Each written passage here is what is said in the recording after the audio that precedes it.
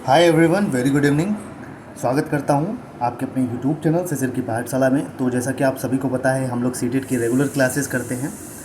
तो जो भी स्टूडेंट सीटेट की प्रिपरेशन कर रहे हैं, और हम लोग पहले हिंदी पेडागोजी का जो सिलेबस है उसको कवर कर रहे हैं, और पुराने वीडियोस को जिन्होंने भी नहीं देखा वो सीटेट जुलाई अगस्त 2024 के नाम से मैंने प्लेलिस्ट बना दी है, आप जाके पुराने वीडियोस को देख लीजिएगा।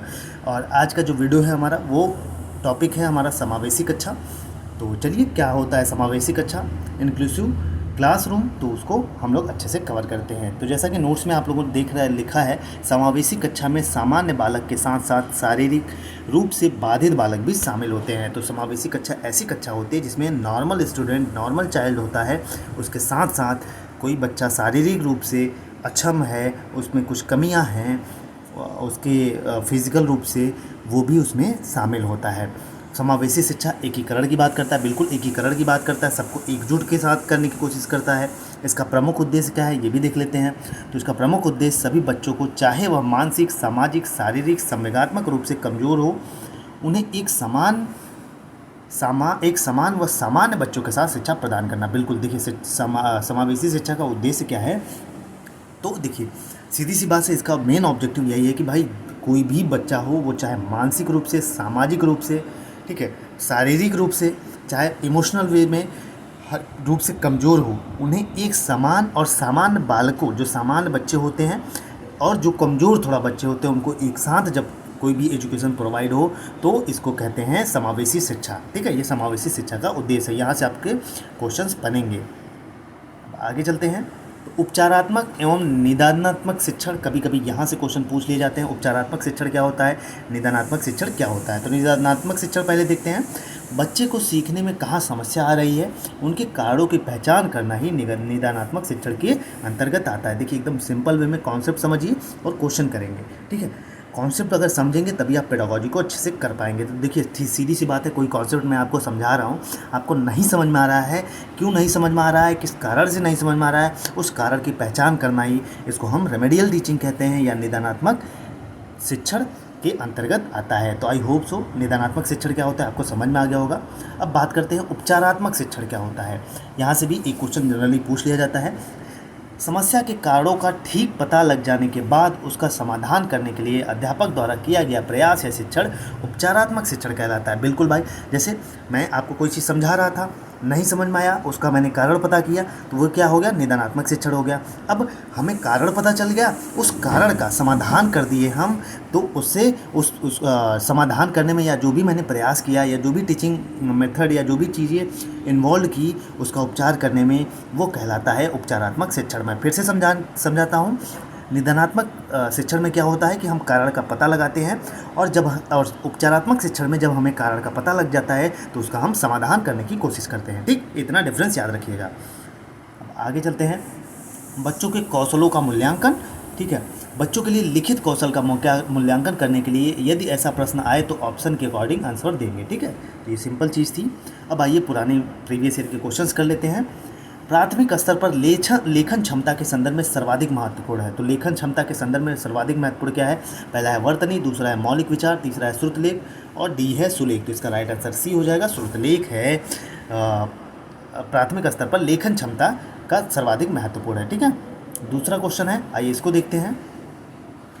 बच्चे के लेखन कौशल का मूल्यांकन करने के लिए कौन सी विधि बेहतर हो सकती है। पहला है सुंदर लेख का अभ्यास, दूसरा है अपने अनुभवों को लिखना, तीसरा है श्रुतलेख, और चौथा है पाठाधारित प्रश्नों को उत्तर लिखना। तो बिल्कुल इसका जो राइट आंसर भाई, अपने अनुभव को अगर बच्चा लिख रहा है तो सबसे अच्छा है लेखन कौशल का मूल्यांकन करने का तरीका।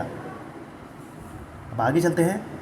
क्वेश्चन 1 में आंसर सी श्रुतलेख होगा, क्योंकि बाकी सभी ऑप्शन में यही सबसे बेस्ट है। ठीक है, और क्वेश्चन 2 में श्रुतलेख से भी अच्छा ऑप्शन है अपने अनुभवों को लिखना, जिसमें बच्चे के लेखन कौशल का विकास ज़्यादा बेहतर तरीके से होता है, क्योंकि इसमें बच्चा अपने विचारों की अभिव्यक्ति करेगा, जो सबसे ज़्यादा बेहतरीन माना जाता है। ठीक है, तो इसका एक्सप्लेनेशन भी मैंने दे दिया। अब प्राथमिक स्तर पर पढ़ने की क्षमता का आकलन करने की दृष्टि से सबसे ज़्यादा जरूरी है कि बच्चा पढ़ते समय अर्थ को समझ पाए। बिल्कुल देखिए, इस कॉन्सेप्ट को समझिए, जो लाइनें लिखी हैं हूबहू यहाँ से क्वेश्चन पूछे जाते हैं। प्राथमिक स्तर पर जो पढ़ने की क्षमता होती है, इसका आकलन करने की दृष्टि से सबसे ज़्यादा जो जरूरी है कि बच्चा पढ़ते समय अर्थ को समझ पाए। बच्चा कुछ भी पढ़ रहा है, पढ़ने की क्षमता का आकलन करने के लिए जो भी पढ़ रहा है उसको समझ पा रहा है, उसका अर्थ समझ पा रहा है कि नहीं समझ पा रहा है, सबसे ज़्यादा ज़रूरी ये होता है। पढ़ते समय जल्दी जल्दी पढ़ना मूल्यांकन का आधार नहीं होना चाहिए। मतलब अगर पढ़ते समय जल्दी जल्दी पढ़ा रहे हैं बच्चों को या पढ़ रहा है बच्चा, तो ये मूल्यांकन का आधार या बेस नहीं होना चाहिए। विराम चिन्ह पढ़े, यह भी मूल्यांकन का आधार नहीं होना चाहिए। बिल्कुल भाई, बच्चा है छोटा, उसको कि पॉस है, ये है, वो है, अभी कुछ नहीं बताना, बच्चा अर्थ समझ ले वही इनफ है। ठीक। अब सीटेट 2019 में क्वेश्चन पूछा गया, पढ़ने की प्रक्रिया में सर्वाधिक महत्वपूर्ण है। जो पढ़ने की प्रक्रिया में सर्वाधिक महत्वपूर्ण का है, प्रवाह है, अक्षर ज्ञान, अर्थ, गति। तो बिल्कुल भाई, अर्थ अगर बच्चा अर्थ ही नहीं समझ पाएगा तो पढ़ने की प्रक्रिया जो है वो इम्पोर्टेंट नहीं होगी।